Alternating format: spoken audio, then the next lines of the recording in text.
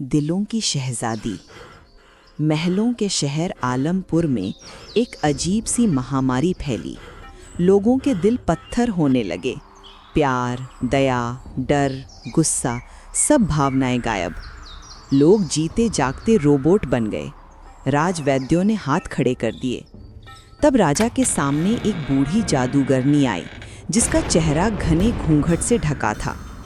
ये कोई बीमारी नहीं महाराज, उसने कर्कश स्वर में कहा। ये एक प्रेत का शाप है। वो प्रेत जिसका दिल आपके पूर्वजों ने तोड़ दिया था, अब वो सारे शहर का दिल तोड़ रहा है। बस एक ही उपाय है, किसी जिंदा इंसान का पूरा दिल उसे भेंट करो, तभी ये शाप टूटेगा। राजा की एक ही बेटी थी, शहजादी मयूरा।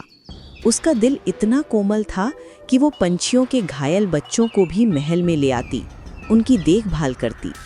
जब उसने प्रजा की दर्दनाक हालत देखी तो उसने खुद ही फैसला सुना दिया।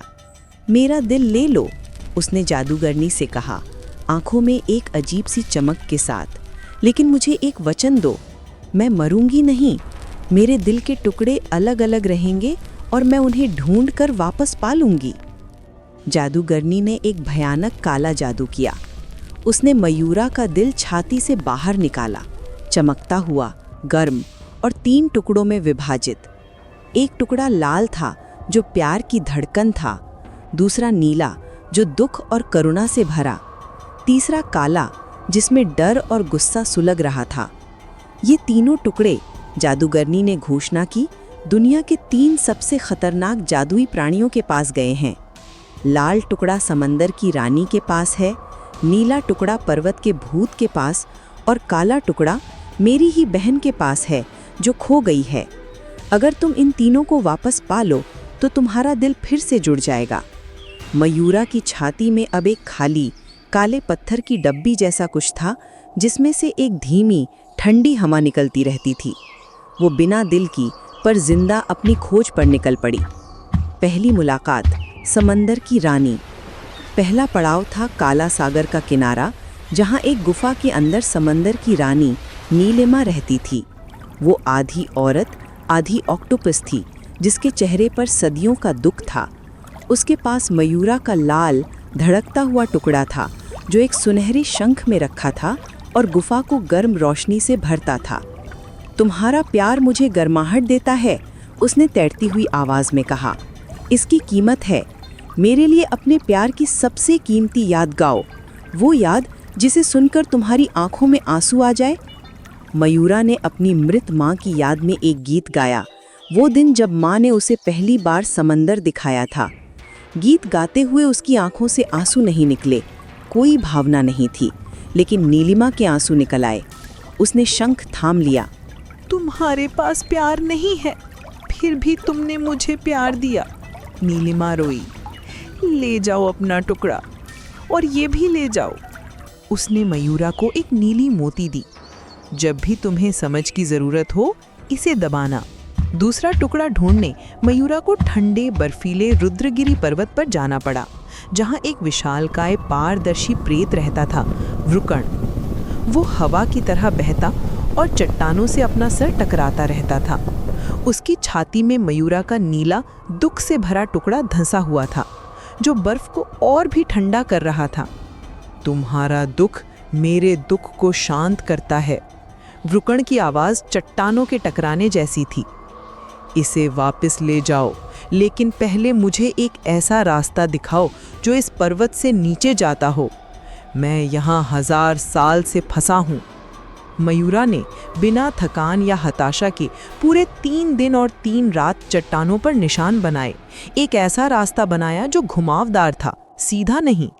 उसने अपना नीला मोती दबाया और उसे समझ आया कि ये प्रेत सीधा नहीं, टेढ़े मेढ़े रास्ते पर ही चल सकता है। जब वृकण ने उस रास्ते पर चलकर खुद को पहली बार पर्वत के आधार पर पाया तो वो हवा में घुलने लगा।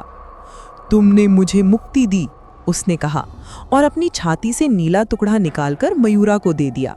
ये लो, और ये भी रख लो। उसने एक बर्फ का टुकड़ा दिया जो कभी नहीं पिघलता था। जब भी तुम्हें साहस चाहिए, इसे देखना। अब सबसे कठिन खोज बची थी, काला टुकड़ा, वो जादूगरनी की बहन माया के पास था, जो भूल भलैया जंगल में खो गई थी। ये जंगल अपना रास्ता बदलता रहता था। मयूरा ने बर्फ का टुकड़ा देखा और एक अजीब सी ठंडी हिम्मत उसमें भरी।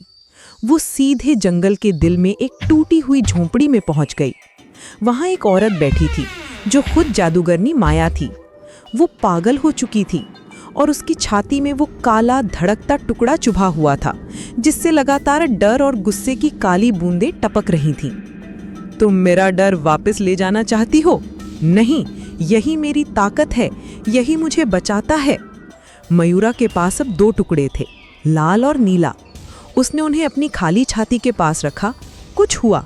लाल टुकड़े से एक गर्म रोशनी निकली और नीले टुकड़े से एक शांत नीली रोशनी। दोनों ने मिलकर माया के काले टुकड़े पर हमला किया। तुम डरती क्यों हो? मयूरा ने पहली बार भावना के साथ पूछा। उसकी आवाज में वापस आती हुई करुणा की झलक थी। क्या तुमने भी अपना दिल किसी को दे दिया? हम दोनों टूटे हुए हैं, मयूरा ने कहा और अपनी खाली छाती दिखाई। लेकिन टुकड़ों को वापस पाकर ही सही नहीं होगा, जब तक हम उन्हें दे नहीं देंगे। ये कहते हुए मयूरा ने अपना लाल टुकड़ा माया की छाती में डाल दिया। माया ने हिचकिचाते हुए काला टुकड़ा मयूरा को दे दिया। तीनों टुकड़े इकट्ठे हो गए। मयूरा महल लौटी।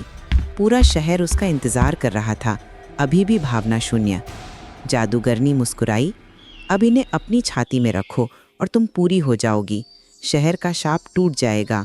मयूरा ने तीनों टुकड़े हाथ में लिए, लाल, नीला, काला। वह शहर के बीचों बीच खड़ी हुई। उसने टुकड़ों को नहीं जोड़ा, बल्कि उसने उन्हें ऊपर उठाकर जोर से अपनी छाती पर मारा। टुकड़े चूर चूर होकर हवा में घुल गए, एक चमकती हुई सुनहरी धूल बनकर जो हवा के साथ पूरे शहर में फैल गई और हर व्यक्ति की छाती में समा गई। लोगों की आंखों में जान आने लगी, भावनाएं लौट आईं। जादूगरनी चिल्लाई, तुमने क्या किया? तुम्हारा दिल तो हमेशा के लिए चला गया। मयूरा मुस्कुराई। उसकी छाती अब खाली नहीं थी, उसमें एक नया चमकता हुआ सफ़ेद रोशनी का गोला था, शुद्ध इच्छा शक्ति का दिल।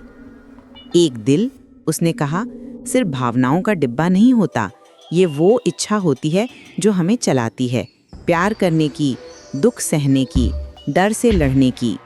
मैंने अपने दिल के टुकड़े सब में बांट दिए। अब पूरा शहर मेरा दिल है और ये इच्छा, ये जिद के सब ठीक हो, यही मेरा असली दिल है। शहर का शाप टूट गया। मयूरा ने सिखाया कि दिल को बचाने का रास्ता उसे किसी और को देने में नहीं, बल्कि उसकी असली ताकत को पहचानने में है। वो ताकत जो भावनाओं से परे हमें इंसान बनाती है।